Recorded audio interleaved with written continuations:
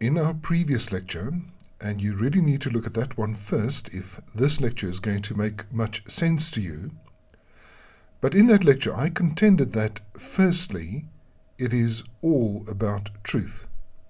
And secondly, I contended that because truth is spiritually discerned, it is only accessible to true Christians, those whom God sovereignly and providentially counts as his elect, and to no one else.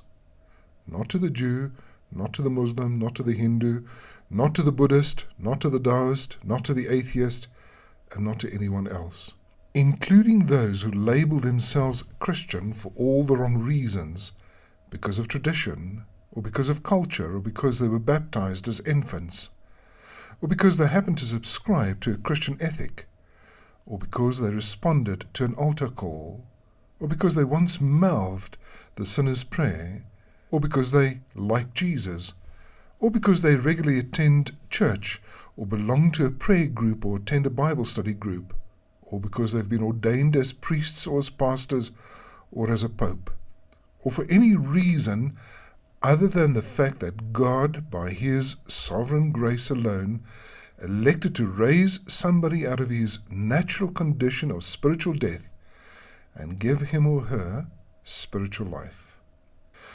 Truth is just not available to the unbeliever, which is why the scriptures describe the unbeliever's reasoning as foolish, and why the scriptures paint the unbeliever as a fool. Truth is just not available to the unbeliever. In other words, there is nothing which the unbeliever can claim to be true and which he can know with certainty that it is actually true.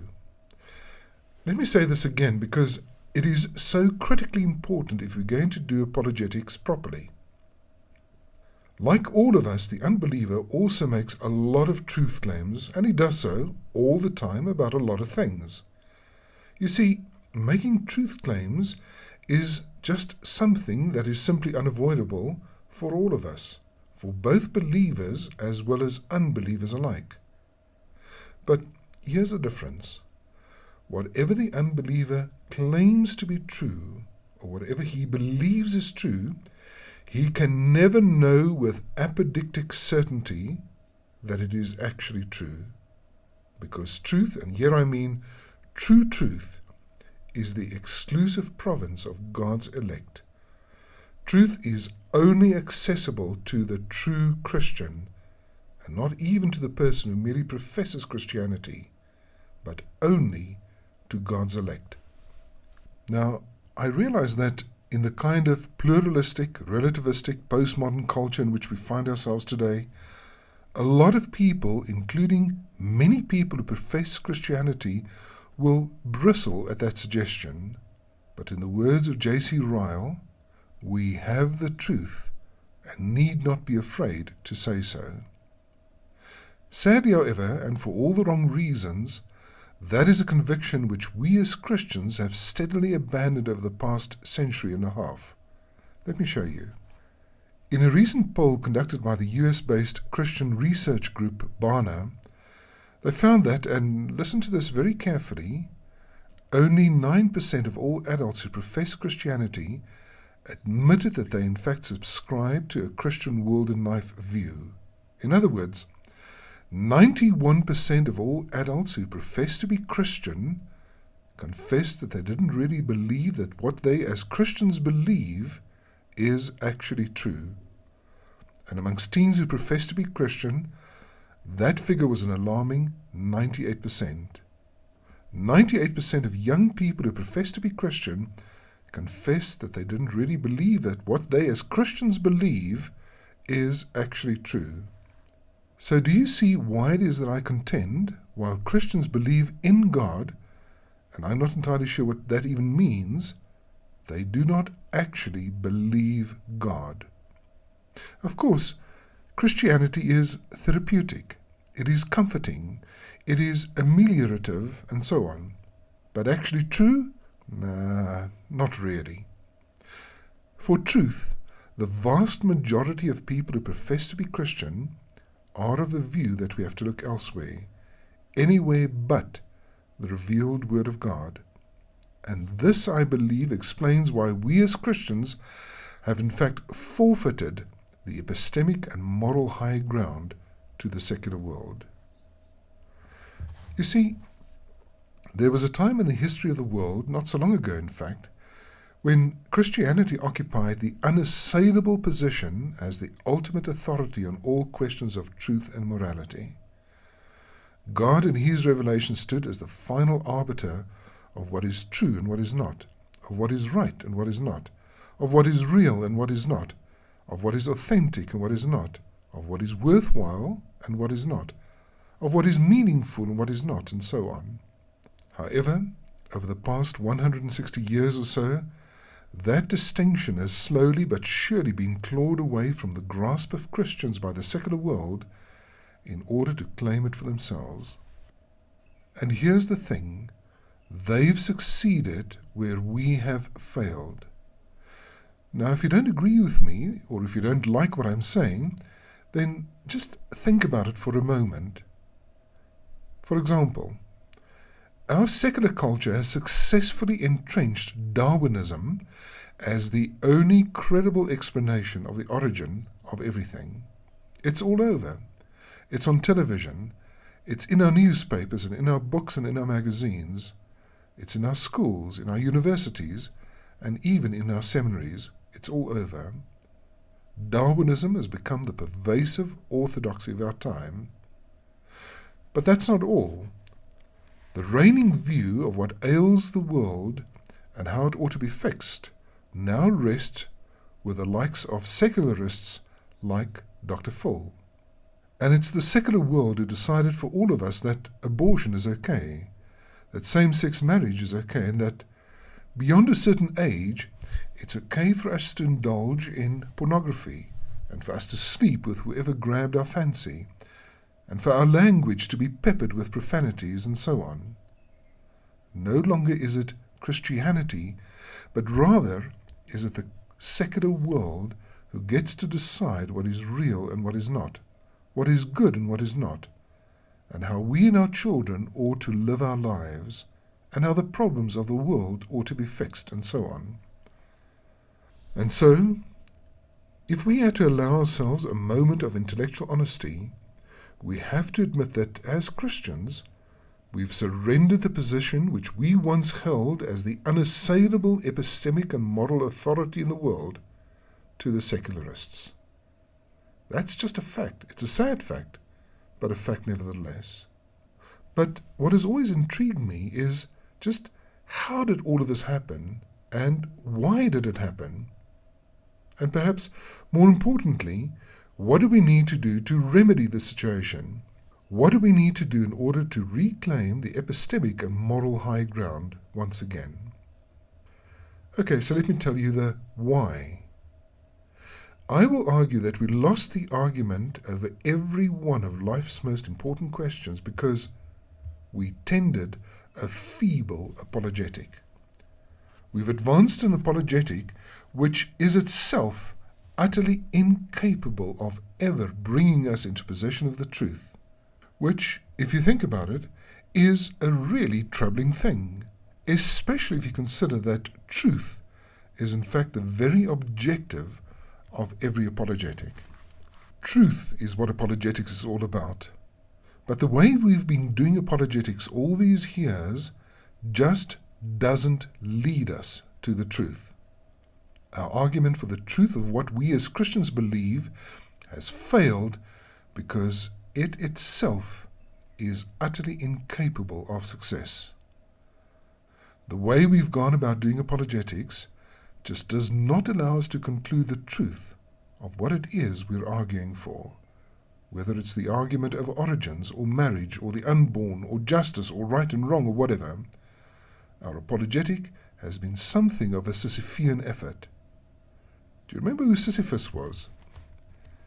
In ancient Greek mythology, because King Sisyphus believed that he was smarter than Zeus himself, King Sisyphus was condemned to roll a large boulder up a very steep hill, only to have the boulder roll down again before he got to his goal, and then having to repeat the process over and over again.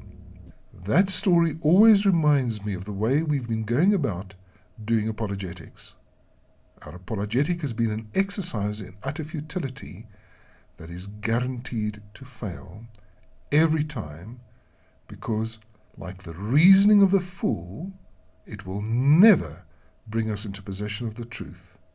Moreover, our apologetic has in fact profaned our God.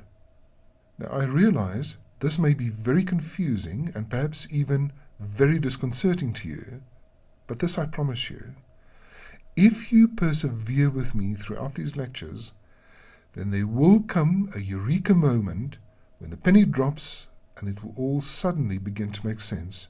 So please, bear with me. I will still get to explain all of this to you. The biblical way of doing apologetics, on the other hand, not only is it doggedly concerned with the question of truth, but it is also the only way of ever bringing us into possession of the truth. That's because biblical apologetics is premised entirely on the very Word of God as its ultimate epistemic and moral authority. However, that will only be valid if the Word of God is actually true. And merely believing it to be true, even if we all committed our collective conviction into that belief, it still wouldn't make it so. So, I will be devoting quite a bit of time in one of the upcoming lectures to show you why it is that God and His revelation is actually true, but also why the way we've gone about doing apologetics fails miserably in its objective. Okay, so back to the fool. There are 3 things I suggest you never do. Never spit into the wind, never step on Superman's cape, and never call a self-professing intellectual a fool. And yet, that's exactly what the Bible does. But as I explained to you, not in the pejorative sense, but rather in the sense that truth simply does not fall within the purview of the unbeliever. He has no access to the truth. Truth is denied to him, which is why the Scriptures credits him with foolishness and labels him as a fool. And that is in spite of all his intellectual prowess and all his academic training and all his book knowledge and all his experience of life in the world. There is nothing which the unbeliever is able to claim to be true and know that it is actually true. The best that he can hope for is for him to believe that what he believes is true, but he can never know with certainty that what he believes is actually true. Never. Only the true Christian, the one person who has been sealed by God the Spirit as one of his elect, is ever able to know with certainty that what he believes is actually true. Now, I'm not just saying this because that's what I was taught in Sunday school or by my seminary professor, or because that is what will make my parents or my pastor happy, or because it'll somehow score me a few brownie points with God. But if you're prepared to accept, but only for now, that truth is the exclusive province of the true Christian, then I want to show you now why it is that, while the unbeliever may believe something is true, there is no way for him to know if it's actually true. So, let's once again take a look at Stephen Fry. What should we think about death? One thing we can be sure of is that we will die. Everybody will. Here Stephen Fry advances the proposition, or makes the truth claim, that death is the inevitable fate of us all. One day, he avers, we are all gonna die. To which our biblical apologetic is, okay, Mr. Fry, I hear you, and it all sounds so compelling, but please tell me, how do you know that? You claim to know that we will all one day die, but how do you know that? Because you see, for him to know that death is the inevitable fate of us all with certainty, and if he claims to know anything, then it demands that he does so with certainty. Otherwise, he would be admitting that he really knows nothing at all. It is necessary for him to have witnessed every man, every woman, and every child who have ever lived in the past dying, and every man, every woman, and every child living in the present dying, and every man, every woman, and every child who are yet to be born dying.